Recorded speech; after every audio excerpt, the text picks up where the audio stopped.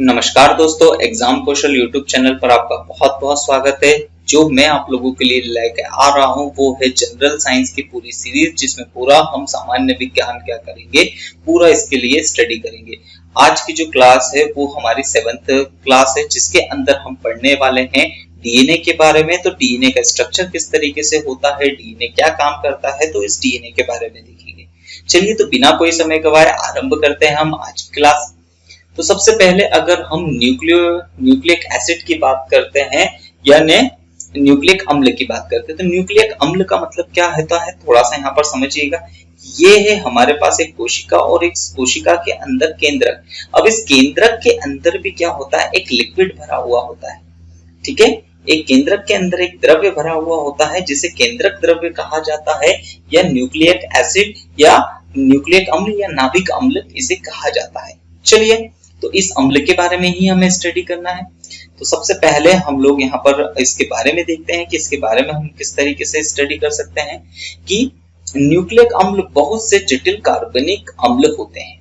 ठीक है, जो पेंटोज शर्करा, जिसके अंदर पेंटोज शक्कर होती है, कुछ फॉस्फेट होते हैं तथा नाइट्रोजन क्षार या नाइट्रोजीनियस बेस से मिलकर ये बना हुआ होता है। तो याद रखिएगा, न्यूक्लिक एसिड यानी नाभिकीय जो द्रव होता है, नाभिकीय द्रव के अंदर क्या पाया जाता है, तो 3 तरीके की चीजें पाई जाती है। कौन कौन सी? एक होता है पेंटोज शर्करा, दूसरा होता है फॉस्फेट और तीसरा चीज होती है नाइट्रोजनी क्षार। ये 3 चीजों से मिलकर ही न्यूक्लिक एसिड बना हुआ होता है। अब न्यूक्लिक अम्ल की खोज किसने करी थी? तो न्यूक्लिक अम्ल की खोज फ्रेडरिक मिशर ने की थी। कब की थी? तो ये 1869 में की थी, जिन्हें इन्होंने न्यूक्लियन नाम दिया था। तो क्या नाम दिया था इन्होंने? इसे स्टार्टिंग में न्यूक्लियन नाम दिया था, जबकि न्यूक्लिक अम्ल नाम जो दिया था वो अल्टमैन ने दिया था। चलिए, न्यूक्लिक अम्ल के प्रकार देख लेते हैं। तो न्यूक्लिक अम्ल 2 प्रकार के होते हैं, एक होता है डीएनए और एक होता है आरएनए। अब डीएनए के अंदर अगर हम बात करते हैं तो डीएनए का जो फुल फॉर्म होता है वो डीऑक्सीराइबोन्यूक्लिक एसिड होता है, जबकि आरएनए का जो फुल फॉर्म होता है वो राइबोन्यूक्लिक एसिड होता है। आज के इस लेक्चर में बेसिकली बच्चों हमको सिर्फ स्टडी करेंगे किसके बारे में? ओनली फॉर डीएनए के बारे में। अब आरएनए के बारे के लिए मैं आप लोगों के लिए एक अलग से लेक्चर लेके आऊंगा। ठीक है, तो वहां पर हम आरएनए के बारे में विशेष चर्चा करेंगे। चलिए, तो डीएनए यानी डीऑक्सीराइबोन्यूक्लिक एसिड की बात करते हैं। तो डीएनए जीवित कोशिकाओं में गुणसूत्रों के अंदर पाए जाते हैं। जैसा कि मैंने आप लोगों को जो क्रोमोसोम्स वाला टॉपिक आप लोगों को पढ़ा रहा था इसके पिछले लेक्चर में, काफी अच्छी तरीके से मैंने आप लोगों को बताया था कि क्रोमोसोम्स के अंदर डीएनए किस तरीके से होता है। तो अब क्रोमोसोम्स के अंदर डीएनए जो होता है वो तंतुनुमा अणु ही डीऑक्सीराइबोन्यूक्लिक अम्ल होता है। ठीक है, इसमें अनुवांशिक कूट निबंध रहता है। अनुवांशिक कूट निबंध का मतलब क्या होता है कि कुछ लिंकेज होते हैं और उन्हीं लिंकेज के आधार पर किस तरीके का प्रोटीन बनना है और वही प्रोटीन शरीर की संरचना बनाता है। इसके आधार पर हम कह सकते हैं कि जो डीएनए के अंदर ही जो जीन होते हैं, उन जीनों के अंदर ही अनुवांशिक कूट का एक निबंध बना हुआ होता है, जिसकी वजह से शरीर की संरचनाएं विकसित होती है, बनती है। डीएनए अणु की संरचना घुमावदार सीढ़ी की तरह होती है, जिसका मॉडल सन 1953 में वाटसन तथा क्रिक ने प्रस्तुत किया। तो याद रखिएगा कि डीएनए का डबल हेलिक्स जो मॉडल दिया था वो किसने दिया था? सन 1953 में वाटसन तथा क्रिक ने दिया था, जिसके लिए इन्हें सन 1965 में नोबेल पुरस्कार भी प्राप्त हुआ था। चलिए, तो ये है कुछ डीएनए का स्ट्रक्चर। तो यहाँ पर डीएनए के अंदर जो मैंने आप लोगों को 3 चीज बताई थी, वो 3 चीज, सबसे पहले पेंटोज शुगर। तो यहाँ पर ये जो पूरा घुमावदार सीढ़ी जैसी जो चीजें दिख रही है ना, ये है शुगर की बनी हुई, और उसमें से कौन सी? ये पेंटोज बैकबोन की शुगर होती है। ठीक है, इस तरीके से स्ट्रक्चर। अब इसके अंदर क्या होता है, फिर मैंने आप लोगों को बताया था कुछ बेसेस होते हैं, कुछ क्षार होते हैं। तो वो इसके अंदर क्षार होते हैं, वो 4 प्रकार के होते हैं, एडेनिन, थाइमिन, ग्वानिन और साइटोसिन। ये आपस में एक दूसरे से कनेक्ट रहते हैं, ये बेसेस। अब ये आपस में एक दूसरे से कनेक्ट रहते हैं और इनके बीच में ये जो लिंकेज होता है, ये बॉन्ड, तो इनके अंदर का जो बॉन्ड आधार होता है वो बॉन्ड आधार कौन सा होता है? तो आप लोगों को बहुत अच्छी तरीके से याद रखना है कि हाइड्रोजन बॉन्ड के द्वारा ये नाइट्रोजन बेस आपस में एक दूसरे के द्वारा क्या होते हैं, मतलब एक दूसरे से जुड़े हुए होते हैं। अब विशेष बात आप लोगों को क्या याद रखना है कि एडेनिन जो होता है वो हमेशा थाइमिन के साथ जुड़ा हुआ होता है, जबकि ग्वानिन जो होता है वो साइटोसिन के द्वारा जुड़ा हुआ होता है। चलिए इसके बारे में और भी आगे मैं आप लोगों के लिए बताऊंगा चीजें क्या होती है। अब ये है डीएनए का एक छोटा सा रे डायग्राम कि डीएनए की संरचना हम किस तरीके से समझ सकते हैं। तो डीएनए जो होता है तीन मुख्यतः चीजों से मिलकर बना होता है, जिसके अंदर शुगर सुक्रोज होती है, नाइट्रोजन क्षार होता है और कुछ फॉस्फोरिक एसिड भी होते हैं। चलिए समझते हैं। तो इसके अंदर जो शर्करा होती है वो शर्करा कौन सी होती है। तो डीएनए के अंदर जो शर्करा पाई जाती है वो डीऑक्सीराइबोज शुगर होती है, जो कि एक पेंटोज टाइप की शुगर है। अब पेंटोज का मतलब यहाँ पर क्या है, तो पेंटोज का मतलब ये थोड़ा सा केमिस्ट्री से रिलेटेड हो जाता है। तो पेंटोज का मतलब क्या है कि यहाँ पर जो कार्बन पाए जाते हैं वो 5 कार्बन से मिलकर ये शुगर बनती है, इसलिए इसे पेंटोज शुगर कहते हैं। जबकि नाइट्रोजन बेस की बात कर लेते हैं, तो नाइट्रोजन बेस को हम दो रूप में डिवाइड कर सकते हैं। एक होता है प्यूरिन और दूसरा होता है पाइरिमिडीन।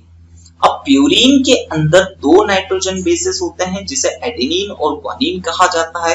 तो इसका सिर्फ सिंपल सा सिंबॉलिक हमने आगे के वर्ड ले लिए है। तो एडेनिन को हम ए से शो करते हैं, जबकि ग्वानिन को जी से शो करते हैं, यहाँ पर दिया हुआ है। ठीक है। अब जबकि अगर हम आगे की बात कर लेते हैं तो पाइरिमिडीन में क्या आ जाएगा, तो पाइरिमिडीन में हमारे पास आ जाएगा, तो पाइरिमिडीन में दो चीज हम लोगों को कौन सी देखने को मिलेगी, साइटोसिन और थाइमिन। ये भी नाइट्रोजन बेस है। अब विशेष बात आप लोगों को क्या याद रखना है कि जो एडेनिन होता है, ये एडेनिन जो होता है वो हमेशा थाइमिन से जुड़ा हुआ होता है। ठीक है। और इनके बीच में कितने बॉन्डिंग होते हैं, तो ये भी बात आप लोगों को याद रखना है कि एडेनिन और थाइमिन एक दूसरे से द्विबंध के द्वारा जुड़े हुए रहते हैं, जबकि ग्वानिन और साइटोसिन आपस में हमेशा जुड़ते हैं और ये ट्रिपल बॉन्ड के द्वारा एक दूसरे से जुड़ते हैं। जबकि हम फास्फोरिक एसिड की बात कर लेते हैं, तो कौन सा फास्फोरिक एसिड हमको देखने को मिलता है, तो H2SO4 हमको यहाँ पर देखने को मिलता है। अब देखिए यहाँ पर एक अजीब सी कॉम्बिनेशन देखता है, यहाँ पर आप लोगों को अम्ल भी देखने को मिलता है और यहाँ पर आपको क्षार भी देखने को मिलता है। अब आप लोग कुछ सोचेंगे कि हमने तो पढ़ा है कि अम्ल और क्षार एक दूसरे के दुश्मन होते हैं, यानी अम्ल और क्षार जब भी आपस में मिलते हैं एक दूसरे को न्यूट्रलाइज कर देते हैं। लेकिन यहाँ पर जो होता है वो एसिडिक नेचर कुछ ज्यादा होता है। ठीक है। एसिडिक नेचर ज्यादा होता है जबकि बेसिक नेचर कम होता है। इसी वजह से क्या होता है कि डीएनए का जो फाइनल बिहेवियर होता है वो थोड़ा सा किस तरीके का देखने को मिलता है हमें, तो वो थोड़ा सा अम्लीय देखने को मिलता है। इसलिए हम यहाँ पर डीएनए का जो वर्किंग ले आए हैं या डीएनए के बारे में बात करते हैं तो लास्ट में उसमें एसिड वर्ड यूज करते हैं। चलिए आगे समझते हैं हम डीएनए से रिलेटेड कुछ चीजें। तो डीएनए की खोज किसने करी थी, तो डीएनए की खोज एम फेडरिक ने की थी। डीएनए में उपस्थित 4 क्षार होते हैं, एडेनिन, ग्वानिन, थाइमिन तथा साइटोसिन, जिसके बारे में मैं भी डिस्कस कर चुका हूँ। अब डीएनए में अणु संख्या के आधार पर एडेनिन जो होता है सदैव थाइमिन के साथ और साइटोसिन सदैव ग्वानिन से जुड़ा हुआ होता है। एडेनिन और थाइमिन के बीच में 2 हाइड्रोजन आबंध कुछ इस तरीके से डबल बॉन्ड होते हैं, जबकि साइटोसिन और ग्वानिन के बीच में 3 हाइड्रोजन आबंध के द्वारा ये एक दूसरे से जुड़े हुए रहते हैं। अब डीएनए सभी आनुवंशिक क्रियाओं का संचालन करते हैं, मतलब डीएनए से ही ये डिसाइड होता है कि किस टाइप का प्रोटीन बनना है, हमारे शरीर के अंदर बीमारियों से लड़ने के लिए एंटीबॉडीज किस तरीके से डेवलप होना है। तो वो सारी कुछ कूटनीतिक संरचनाएं जो या कूटनीतिक जो उसके अंदर धारणाएं जो भरी हुई रहती है वो इसी डीएनए के अंदर होती है। अब डीएनए भी एक तरीके से या डीएनए के अंदर भी एक छोटे छोटे से खंड होते हैं, उन छोटे से खंडों को क्या कहा जाता है, जीन कहा जाता है। तो डीएनए की इकाई जो होती है जीन। अब डीएनए के एक चक्र, याद रखिएगा एक चक्र का मतलब क्या होता है कि यहां से यहां तक घुमा के हमने जब इसका एक साइकिल कंप्लीट करा तो इस एक साइकिल में कितने 10 नाइट्रोजनी क्षार के हमको लिंकेज देखने को मिलते हैं। तो ये हमने बात करी आज के इस विशेष लेक्चर में डीएनए के बारे में। उम्मीद है यहाँ तक आप लोगों को डीएनए से रिलेटेड कोई प्रॉब्लम अब नहीं आएगी। तो डीएनए से रिलेटेड आप लोगों को जितने भी फैक्ट मैंने बताए हैं वो आप लोगों को काफी अच्छी तरीके से ध्यान रखना है। ठीक है। तो चलिए, अगर आपको वीडियो पसंद आता हो तो आप प्लीज वीडियो को लाइक कीजिए, और अभी तक अगर हमारे एग्जाम क्वेश्चन चैनल को सब्सक्राइब नहीं किया है तो प्लीज आप एग्जाम क्वेश्चन चैनल को सब्सक्राइब करिए। साथ ही साथ में आप लोगों को क्या करना है कि बेल आइकन को प्रेस करना है, ताकि हमारे द्वारा जो भी वीडियो डाला जाए वो सबसे पहले आप लोगों को मिल सके। चलिए, तो आज की क्लास हम यही समाप्त करते हैं। धन्यवाद।